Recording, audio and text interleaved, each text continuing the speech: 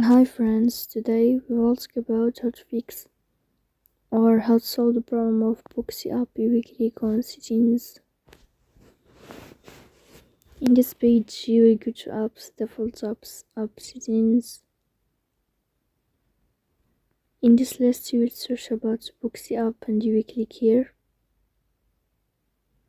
Then this page of app info you will click on first stop and you will click OK. Here you will enter to the window of storage. Then we click on clear cache. But pay attention, don't click clear data because that can delete your account. In the end, you can turn off your phone and you can wait a moment to restart your phone again to fix that problem. So please don't forget to support us by like and subscribe. See you.